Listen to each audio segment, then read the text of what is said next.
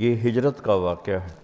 ہجرت سے اسلام کے بڑھنے، پھیلنے، پھولنے کے مواقع میسر آئے۔ اس لیے جب ہم اپنا کیلنڈر جب بنانے لگے صحابہ، حضرت علی نے رائے دی کہ ہجرت سے شروع کریں، تو عمر رضی اللہ تعالیٰ نے حضرت علی کی رائے پہ فیصلہ فرمایا کہ ہاں ہجرت سے ہمارا سال شروع ہوگا۔ تو خیر یہ ہجرت کا واقعہ ہے۔ نبوت کا 10واں سال آپ کے دو بڑے حلیف محافظ، ایک اندر ایک باہر، باہر چچا اور اندر بیگم خدیجہ رضی اللہ تعالیٰ عنہ، 10 دن کے فاصلے سے دونوں کا انتقال ہو گیا۔ تو پھر آپ نے سوچا کہ میں ہجرت کروں۔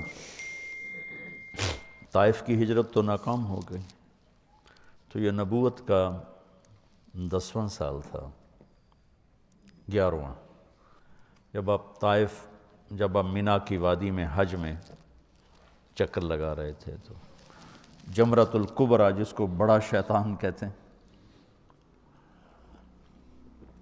وہاں کچھ نوجوان ملے یثرب کے، بیٹھے ہوئے تھے، وہ تھوڑی سی وہ آگ جلا کے روشنی کر لیتے تھے۔ ابو الہیثم بن تیہان، عبداللہ بن رواحہ، سعد بن الربیع، نعمان بن حارثہ، اسد بن زرارہ، عبادہ بن صامت، 6۔ یہ روایت ہے دلائل اصفہانی کی۔ تو آپ نے ان سے کہا کون لوگ ہو؟ کم یثرب کے ہیں۔ فرمایا میں اللہ کا نبی ہوں، میری بات سنو گے؟ تو مدینے میں بات تو چلتی تھی نا کہ ایک نبی آ رہا ہے، قریظہ اور قینقاع اور نذیر 3 قبیلے تھے جو ہر وقت کہتے رہتے تھے آخری نبی آنے والا ہے، ہم اس کا کلمہ پڑھ کے تم سب کو قتل کریں گے۔ تو وہ کانوں میں بات تو تھی یہود کی، کہنے کا سناؤ، تو آپ قرآن سنایا کرتے تھے۔ وَإِذْ قَالَ إِبْرَاهِيمُ رَبِّ اجْعَلْ هَذَا الْبَلَدَ آمِنًا سے لے کر آپ نے هَذَا بَلَاغٌ لِلنَّاسِ، یہ سورہ ابراہیم کا آخر سنایا۔ کہنے لگے ہوا یہ وہی تو نہیں، چونکہ یہ کلام انسانی کلام نہیں ہے، عرب تھے نا۔ تو کہنے لگے واقعی یہ وہی نبی لگتا ہے جس کی وہ یہود بات کرتے ہیں، تو فَاسْبِقُوا قَبْلَ أَن تُسْبِقُوا، اب پہل کرو یہودیوں سے۔ تو یہ 6 نے کلمہ پڑھ لیا، آپ خوشی سے ایسے باغ ہو گئے۔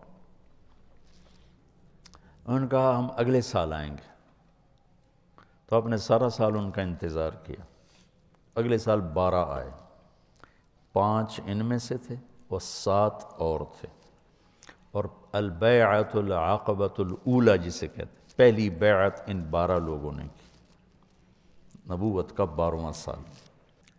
پھر کہ ہم اگلے سال آئیں، 13واں سال نبوت، اور اب وہ پہاڑ ہٹا دیا گیا ہے جس کے گھاٹی میں یہ سب جمع ہوئے، 2-3 پہاڑوں کے بیچ میں ایک جگہ، اب وہ جگہ کھل کے میدان ہے، اور وہاں ترکوں نے مسجد بنائی تھی۔ اس مسجد میں ایک دفعہ گیا، جب مجھے پتہ چلا جگہ کھل گئی، تو مسجد ترکوں نے یادگار چیزوں کو محفوظ کیا، انہوں نے آ کے رندہ ہی پھیر دیا۔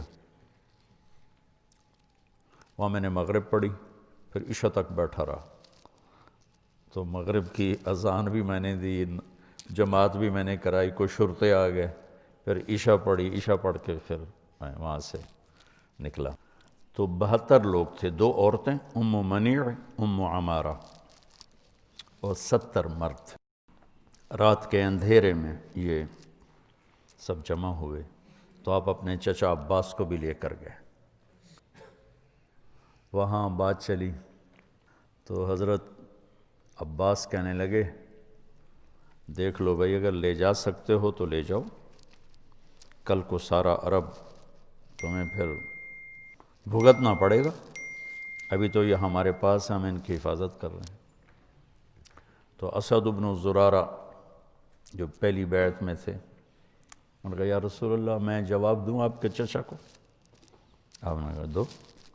اس کا خلاصہ یہ ہے کہ عباس، کسی ایسے شخص کو اپنا سردار ماننا جسے قوم نکال دے، یہ عرب میں کوئی آسان کام نہیں ہے، جبکہ ہم خود بھی سردار ہیں۔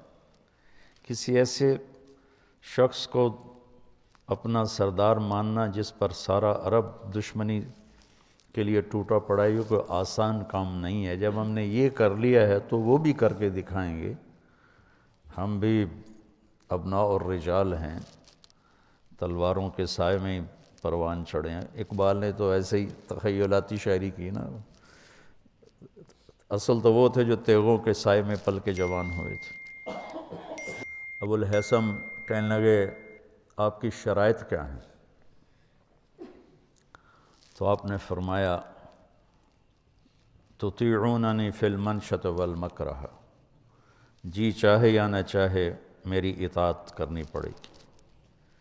تنفقون علی فی العسر والیسر، تنگی اور فراخی میں مجھے میرے اوپر خرچ کرنا ہوگا۔ تمنعوننی کما تمنعون انفسکم و اہالیکم، میری حفاظت کرو گے جیسے اہل اولاد کی حفاظت کرتے ہو۔ تامرون بالمعروف و تنہون عن المنکر، تبلیغ کا کام کرو گے، بھلائیوں کو پھیلاؤ گے، برائیوں کو مٹاؤ گے۔ تجاہدون فی سبیل اللہ، اللہ کی راہ میں جہاد کرو گے۔ ولا تخافون فی اللہ لومۃ لائم، اور اللہ کی منشا اور رضا میں کسی لعنت کرنے والے کی لعنت کی پرواہ نہیں کرو گے۔ 6 بات۔ تو بیعت کے لیے لوگ کھڑے ہونے لگے تو ایک انصاری صحابی عباس بن مرداس وہ کھڑے ہو گئے، ٹھو ٹھو ٹھو ٹھو، کیا ہوا؟ کیا ہوا؟ کہنے لگے بیعت سے پہلے 100 دفعہ سوچ لو،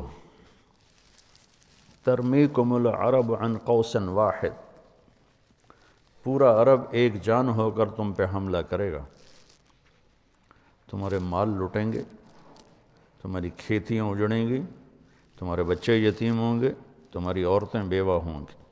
اگر یہ برداشت کر سکتے ہو لے جاؤ، یہ دنیا اور آخرت کی بھلائی ہے، اگر کل کو چھوڑنا ہے تو ابھی چھوڑ دو۔ تو ابو الہیثم کھڑے ہوئے، یا رسول اللہ یہ اگر سب کچھ ہو جائے جو ہمیں یہ کہہ رہا ہے، اس پر ملے گا کیا؟ تو آپ نے کہا جنت ملے گی۔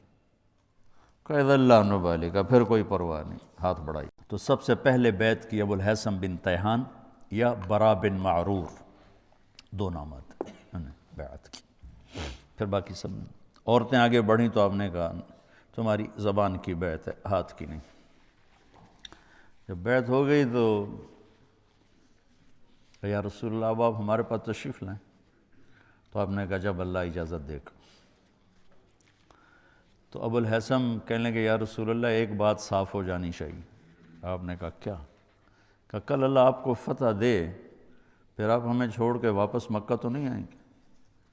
تو آپ نے مسکرا کے فرمایا کیا میرا جینا بھی تمہارے ساتھ ہوگا، مرنا بھی تمہارے ساتھ ہوگا۔ الدم الدم الہدم الہدم، اب میری زندگی موت تمہارے ساتھ ہوگی۔